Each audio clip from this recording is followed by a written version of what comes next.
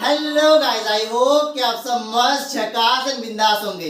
Guys, neat and board दोनों ही exam के लिए ये लेक्चर होने वाला है मोस्ट इम्पोर्टेंट, क्योंकि इस लेक्चर में हम ओल्ड एनसीईआरटी के इम्पोर्टेंट पॉइंट्स जो नीट के अंदर additional questions and assertion reason में पूछ लिए जाते हैं, प्लस न्यू एनसीईआरटी दोनों को एक साथ कवर करेंगे। तो आज का हमारा फर्स्ट टॉपिक है एल्गी, बट उससे पहले हम पढ़ेंगे प्लांट किंगडम के क्लासिफिकेशन को। प्लांट किंगडम किस तरह से टाइम टू टाइम चेंज होता रहा है। जैसे बायोलॉजिकल क्लासिफिकेशन हमने लास्ट लेक्चर में पढ़ा था, किस तरह से टाइम टू टाइम चेंज होता रहा है। लास्ट में 5 किंगडम क्लासिफिकेशन दिया था आर.एच. विटेकर जी ने, Monera, protista, fungi, animalia, Plantae. वहां पे मैंने बोला था प्लांटी मतलब प्लांट किंगडम को हम एक कंप्लीट चैप्टर में पढ़ेंगे, तो वही ये चैप्टर है। समझ आया? तो चलो पहले क्लासिफिकेशन की बात करेंगे।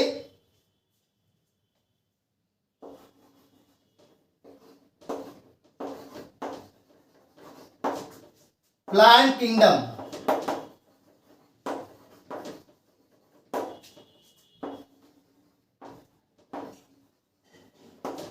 देखो सबसे पहले प्लांट किंगडम को क्लासिफाई किया गया है दो कैटेगरी के अंदर। प्लांट किंगडम को दो कैटेगरी में क्लासिफाई किया गया है ओल्ड एनसीईआरटी के अकॉर्डिंग। न्यू एनसीईआरटी में ये नहीं दिया है, तो इसलिए न्यू के अंदर लिख लेना। किसमें क्लासिफाई किया है? इसे क्लासिफाई किया है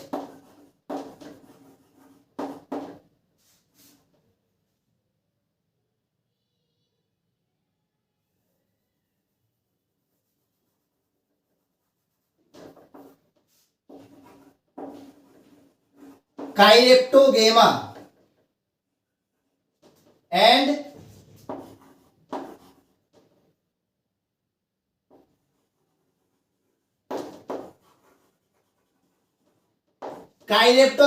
फेनोरोगेमा। देखो काइरेप्टोगेमा का मतलब होता है विदाउट सीड। इसका मतलब होता है विदाउट सीड। और फेनोरोगेमा का मतलब होता है सीड बियरिंग। इसका मतलब होता है सीड बियरिंग प्लांट। तो विदाउट सीड कौन कौन से होंगे? विदाउट सीड होंगे एल्गी, ब्रायोफाइट,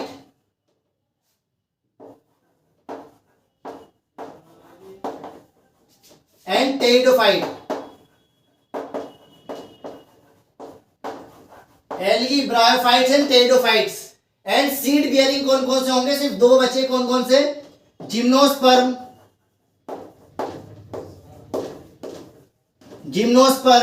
एंड एंजियोस्पर्म। देखो इसमें स्पर्म आ रहा है, स्पर्म मतलब सीड। समझ आ रहा है? इससे समझ आ जाएगा सीड बियरिंग प्लांट कौन कौन से हैं, gymnosperm and angiosperm. Without seed कौन कौन से हैं? Algae, bryophytes and pteridophytes.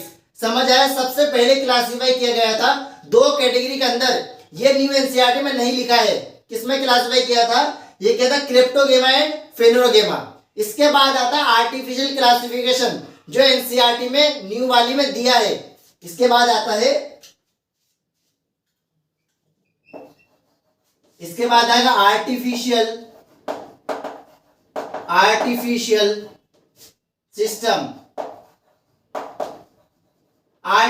System of classification. किसने दिया था? ये दिया था लीनियस।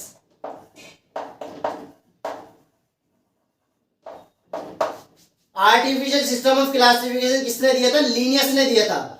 किस बेस पे क्लासिफाई किया था? ये क्या था? मॉर्फोलॉजिकल फीचर, कुछ एक्सटर्नल फीचर के बेस पर क्लासिफिकेशन दे दिया था। किस बेस पे दिया था? Based on morphological feature, based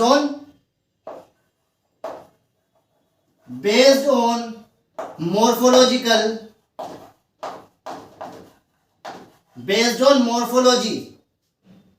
जैसे कि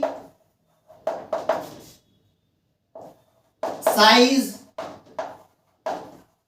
shape and number of leaf, size, shape and number of leaf morphological feature के बेस पर लिनेज ने क्लासिफाई कर दिया था प्लांट किंगडम को। समझ आ रहा है? सिर्फ शेप के बेस पर, जिसकी शेप एक जैसी उसे एक कैटेगरी में रख दिया, उसे एक टेक्सा बना दिया। समझ आया? इसके बाद नेक्स्ट आता है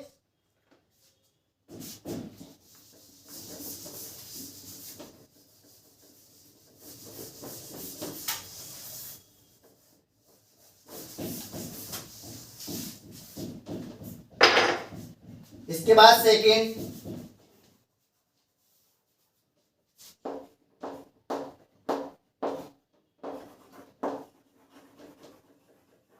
नेचुरल सिस्टम,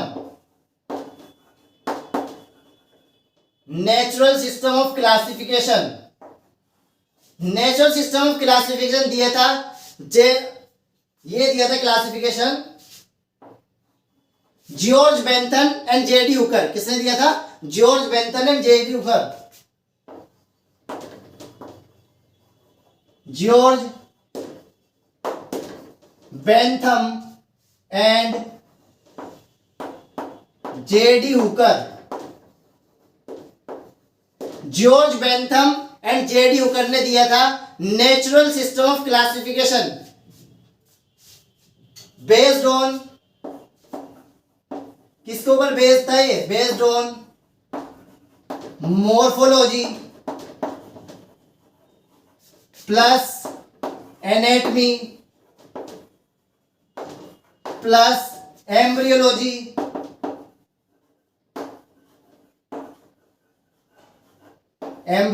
एक्सेट्रा।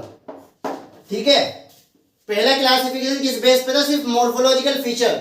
ये morphology plus anatomy plus embryology इनके ऊपर बेस्ड है, यानी कि उससे एडवांस है। समझ आ रहा है? Next classification, classification third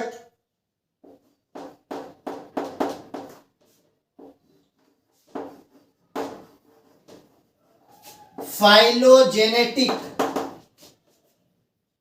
classification. Phylogenetic classification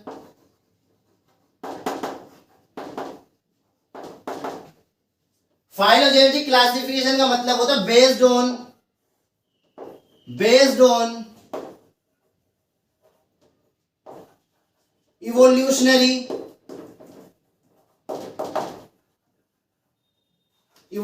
relationship, based on evolutionary relationship. अब देखो इससे क्या समझते हो? फाइलोजेनेटिक क्लासिफिकेशन का मतलब है इवोल्यूशनरी रिलेशनशिप, यानी कोई भी ऑर्गेनिज्म है अगर वो सेम टेक्सा से बिलोंग करता है तो उसके जो एंसेस्टर है वो सेम कैटेगरी के होंगे। समझ आ रहा है? कोई भी अगर सेम टेक्सा का है, अगर कोई भी ऑर्गेनिज्म सेम टेक्सा से बिलोंग करते हैं तो उसके कॉमन एंसेस्टर होंगे, उसके कॉमन एंसेस्टर होंगे। ठीक है, उसके पूर्वज होंगे, वो सेम कैटेगरी से बिलोंग करते होंगे। इससे पता लगता है। Next fourth classification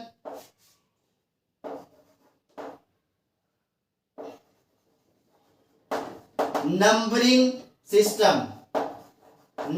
system based on, ये क्या था? कंप्यूटर बेस्ड था। ये क्या था? ये कंप्यूटर बेस्ड। इसके अंदर क्या करते हैं हम?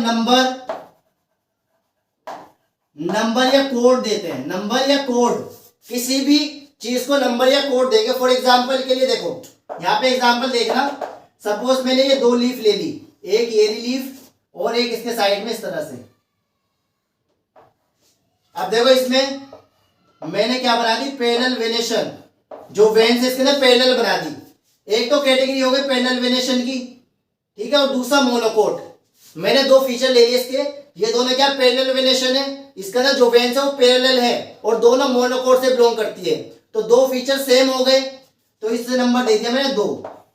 समझ आ रहा है? जितने भी फीचर सेम होंगे इनके अंदर कंपैरेटिवली उतने ही नंबर दे देंगे। तो इसी को हम क्या बोलते हैं? Numbering system. समझ आ गया? नेक्स्ट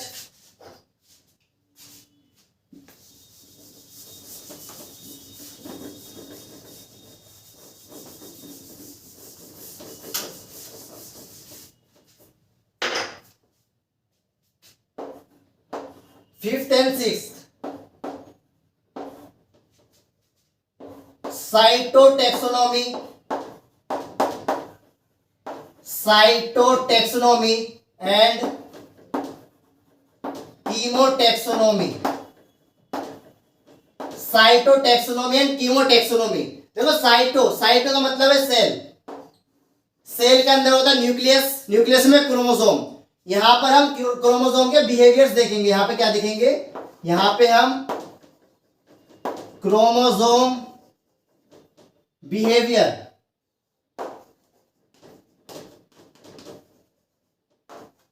यहां पे हम क्रोमोसोम के बिहेवियर और शेप की बात करेंगे। ठीक है, यहां पे हम क्रोमोसोम के बिहेवियर और शेप की बात करेंगे। और कीमोटैक्सोनॉमी, कीमोटैक्सोनॉमी का मतलब है केमिकल्स, जो भी हमें प्लांट से केमिकल्स मिलेंगे। एग्जांपल के लिए सपोज हमें सेलुलोज मिल रहा है, तो जिन प्लांट से हमें सेलुलोज मिलेगा उन्हें एक कैटेगरी में रख देंगे। तो इस तरह से यहाँ पे क्लासिफाई किया जाता है। समझ आ गया? तो मैंने सबसे पहले प्लांट किंगडम को क्लासिफाई किया क्रिप्टोगेमा एंड फिनोगेमा में। उसके बाद आर्टिफिशियल सिस्टम ऑफ क्लासिफिकेशन किसने दिया था? लिनियस ने। उसके बाद नेचुरल सिस्टम ऑफ क्लासिफिकेशन किसने दिया था? George Bentham and JD Hooker, George Bentham and JD Hooker. उसके बाद phylogenetic classification, then cytotaxonomy, chemotaxonomy and numbering system, इन सभी के बारे में हमने बात कर ली है। अब देखो इसमें कुछ नोट लिखवा लेता हूं मैं।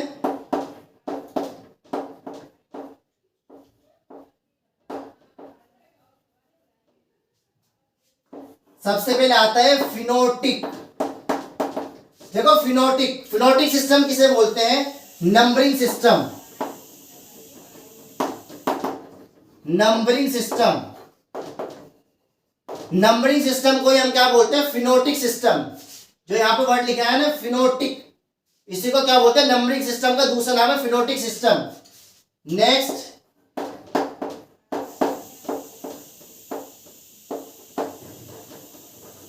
क्लेडिस्टिक, क्लेडिस्टिक बोलते हैं हम फाइलोजेनेटिक,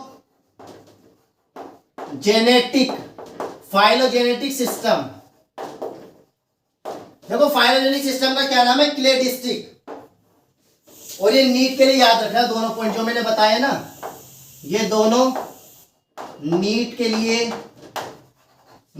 इंपॉर्टेंट है। याद रखना कि नंबरिंग सिस्टम का दूसरा नाम क्या होता है? फिनोटिक।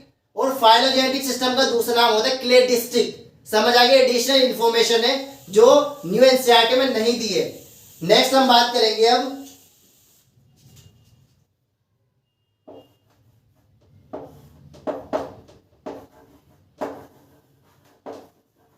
हम बात करेंगे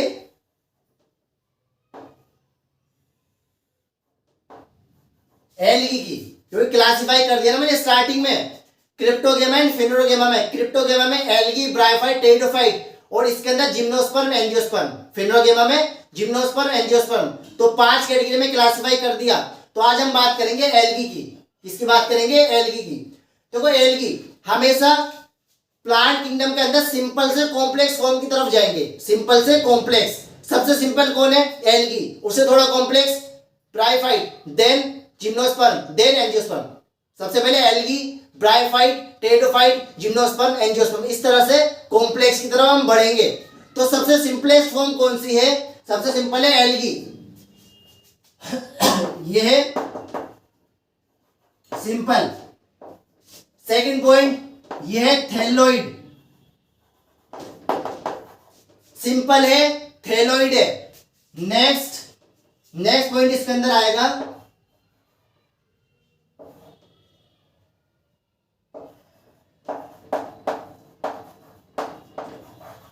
chlorophyll bearing.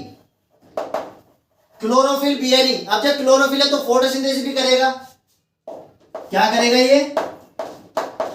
Photosynthesis. Chlorophyll bearing है तो क्या करेगा? फोटोसिंथेसिस करेगा। समझ आ गया? रटने की जरूरत नहीं है। सिंपल से कॉम्प्लेक्स की तरफ जाएंगे। सबसे सिंपल एल्गी, एल्गी सबसे पहले आ रहा है, फिर ब्रायोफाइट, फिर टेरिडोफाइट, फिर जिम्नोस्पर्म, फिर एंजियोस्पर्म। समझ आया? थैलोइड सबसे पहले थैलस होगा, उसके बाद उसका डेवलपमेंट होगा, आगे चेंज हो जाएगा वो। क्लोरोफिल कंटेनिंग, क्लोरोफिल जिसके पास होता है वो क्या करता है? फोटोसिंथेसिस करता है, सभी को पता है। क्लोरोफिल, क्लोरोप्लास्ट, क्या करेगा, फोटोसिंथेसिस करेगा। समझ आया, ये रिलेट कर सकते हैं आसानी से। नेक्स्ट पॉइंट, एल्गी की बात कर रहे हैं हम। Next point,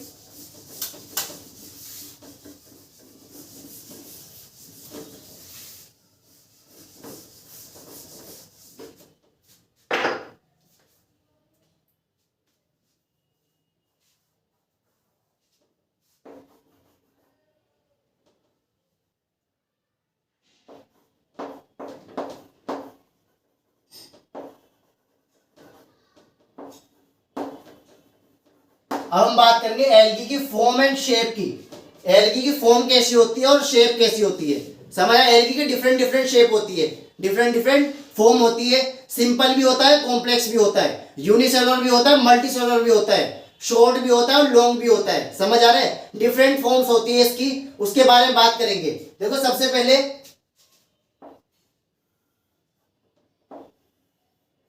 unicellular, unicellular and multi cellular. Unicellular में कौन आएगा, क्लेमाइडोमोनास। यूनिसेलुलर में आएगा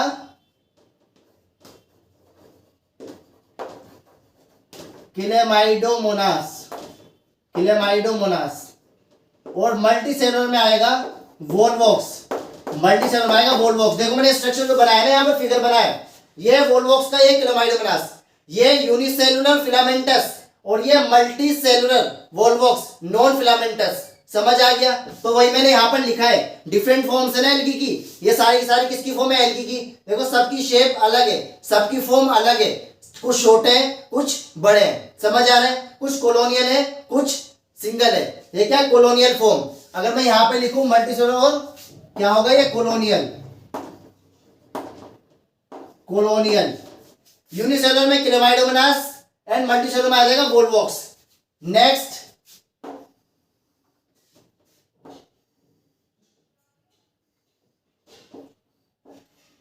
लाइकेन, मैंने पहले ही बता दिया था। लाइकेंस, लाइकेंस क्या होता है, जब algae, algae plus fungus, algae plus fungus के एसोसिएशन को क्या बोलते हैं, लाइकेन बोलते हैं। क्या बोलते हैं, लाइकेन। और ये एनिमल से भी मिल सकता है। एनिमल,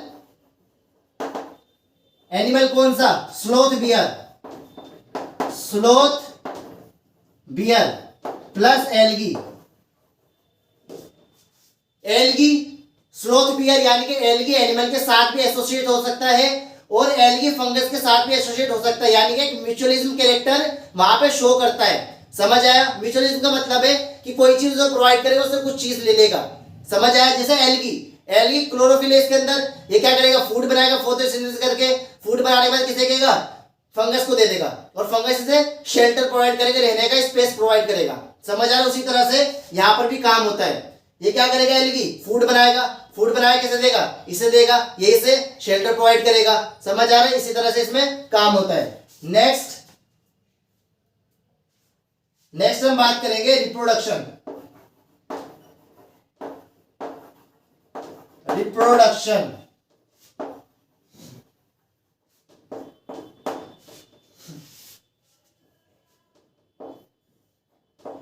रिप्रोडक्शन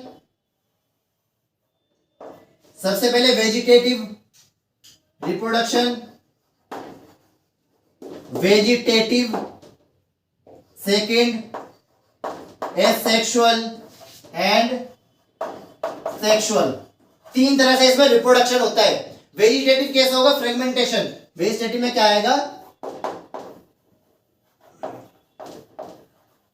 वेजिटेटिव में फ्रेगमेंटेशन, वेजिटेटिव में क्या करेगा, फ्रेगमेंटेशन, फ्रेगमेंट्स बनाएगा और नया बना देगा अपने आप को। ठीक है, न्यू जनरेशन कैसे होगी इसके अंदर, fragmentation by fragmentation. Asexual, asexual में ज़ूस्पोर, असेक्सुअल में, असेक्सुअल के अंदर इसके पास होते हैं ज़ूस्पोर, क्या होते हैं, ज़ूस्पोर। और सेक्सुअल के अंदर इसके पास होंगे, सेक्सुअल में इसमें होंगे आइसोगेमस, आइसोगेमस, एनिसोगेमस,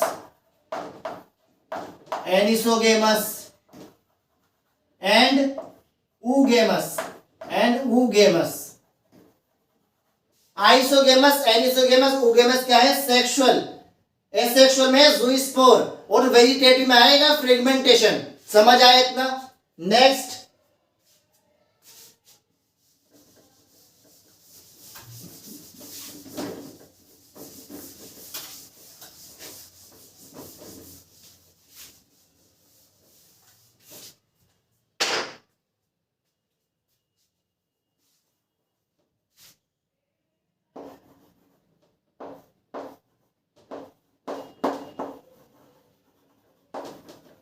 आइसोगेमस. आइसो का मतलब है सेम, गेमेट मतलब गेमेट, जो सेम गेमेट यानी कि एक जैसे दिखेंगे. जो गेमेट्स दिखने में एक जैसे होते हैं उन्हें बोलते हैं आइसोगेमस. समझ आया? किसमें होगा ये? आइसोगेमस में भी दो होते हैं, फ्लैजिलेटेड एंड नॉन फ्लैजिलेटेड. इसके अंदर भी दो आते हैं, एक होता है फ्लैजिलेटेड और एक होता है नॉन फ्लैजिलेटेड. एक आता है इसमें फ्लैजिलेटेड और एक आता है इसमें नॉन फ्लैजिलेटेड. नॉन फ्लैजिलेटेड, या फिर हम बोल सकते हैं अगर दूसरे शब्दों में बोले तो फ्लैजिलेस पे होगा, वो होगा मोटाइल, और ये होते हैं नॉन मोटाइल.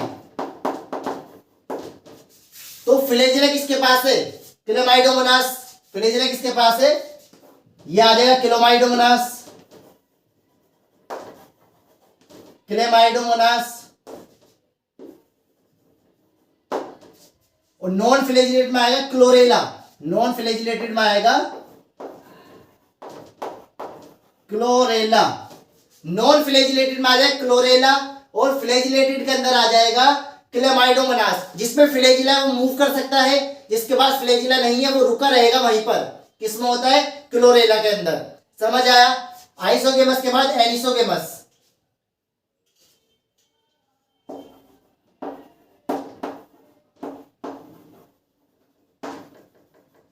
एनिसोगेमस. एनिसोगेमस किसमें होता है? एनिसो का मतलब है डिफरेंट. इसका मतलब है different gametes. Different gametes. Different gametes किसमें होंगे? ये भी होता है क्लेमाइडोमोनास. क्लेमाइडोमोनास के अंदर ही होता है ये भी. आइसोगेमस एंड एनिसोगेमस दोनों के अंदर क्लेमाइडोमोनास आता है. Next oogamous.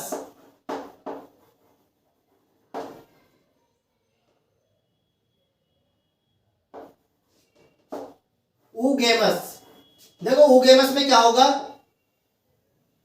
Large non motile. एक होगा लार्ज नॉन मोटाइल और एक होता है शॉर्ट. इस तरह से होगा ये शॉर्ट एंड मोटाइल. एक गेमेट छोटा सा होगा और मोटाइल होगा, स्पीड से भागेगा. और एक होगा नॉन मोटाइल, लेकिन ये लार्ज होगा और वहीं पर रुका रहेगा, वेट करेगा कि कब मोटाइल पार्ट आएगा और उससे फ्यूजन करेगा. समझ आ रहा है? इसको हम बोलते हैं oogamous. और ये किसके अंदर होता है? ये होता है वोल्वॉक्स,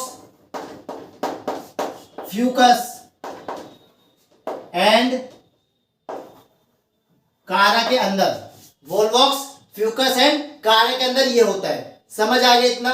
next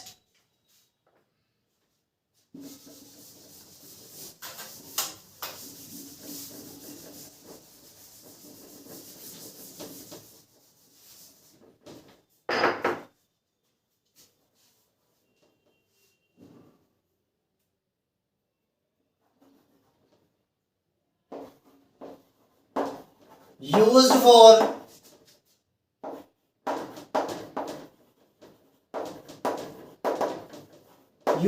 human being.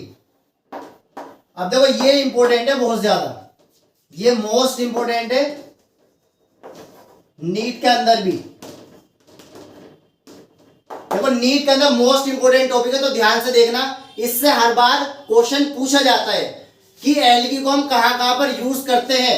Algae useful for human being, algae कहाँ कहाँ पर यूज की जाती है डेली लाइफ में, हम एल्गी को कहाँ कहाँ पर यूज करते हैं, ये समझना बहुत जरूरी है। देखो इसमें फर्स्ट पॉइंट में लिखता हूं, इसमें फर्स्ट पॉइंट देखो, एल्गी क्या करेगी, एल्गी 50% CO2 का फिक्सेशन करेगी। पहली बात 50% CO2 का फिक्सेशन करेगी। कैसे करेगी? By photosynthesis. कैसे करेगी? By photosynthesis. फोटोसिंथेसिस से 50% CO2 का फिक्सेशन करेगी, और जहां पे फोटोसिंथेसिस होगा वहां पे ऑक्सीजन का लेवल इंक्रीज होगा। क्या होगा? इससे क्या होगा भाई? इससे होगा हमारा oxygen level increase. Oxygen level क्या होगा? इंक्रीज होगा। इससे ऑक्सीजन का लेवल हमारा इंक्रीज होगा। नेक्स्ट पॉइंट, कुछ एल्गी ऐसी होती है जो हम फूड के लिए यूज करते हैं। कैसे यूज करेंगे? Used as food. आप फूड के लिए यूज करेंगे, फूड के लिए यूज करें तो इसे कैसे याद रखोगे? इसे इस तरह से याद रखना, मैं बता देता हूं किस तरह से। इसे पल्स याद रखना। देखो पल्स यूज करते हैं ना, PLS। पी मतलब porphyra,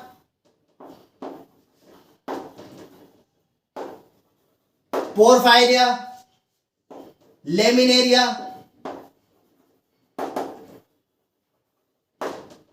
porphyra, Laminaria and Sargassum. Porphyra, Laminaria and Sargassum कैसे याद रखोगे? PLS, पल्स याद रखना इसके अंदर। ठीक है, ये याद करने का तरीका है। नीट में एग्जांपल कैसे याद होगा? Algae, algae used as food. NEET में कैसे याद रखोगे? पल्स याद रखना। P मतलब पोरफायरा, L मतलब लेमिनेरिया, S मतलब sargassum. PLS pulse, porphyra, laminaria, sargassum. ठीक है। नेक्स्ट, कुछ एल्गी को हाइड्रोकोलॉइड्स, कुछ एल्गी क्या होते हैं? हाइड्रोकोलॉइड्स। हाइड्रोकोलॉइड्स का मतलब होता है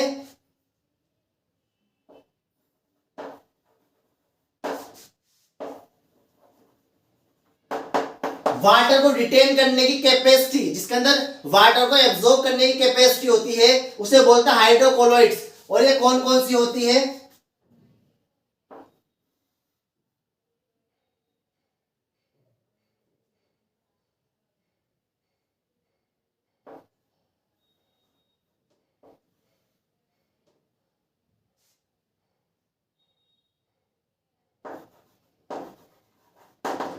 एल्जिन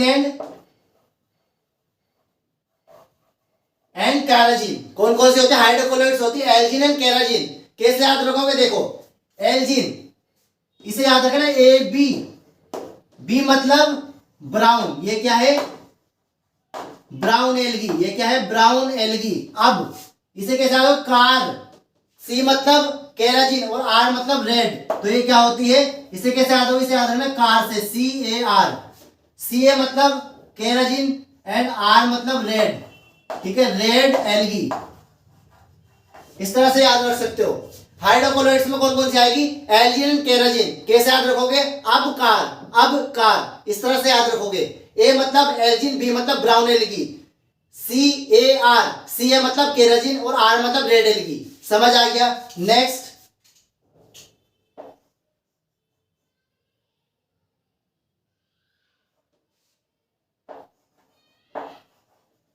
कुछ क्या होती है? अगार। अगर आइसक्रीम के लिए यूज की जाती है। कुछ ऐसी होती है आइसक्रीम के लिए यूज करते हैं, जेली बनाने के लिए भी यूज करते हैं। और वो कौन कौन सी होती है?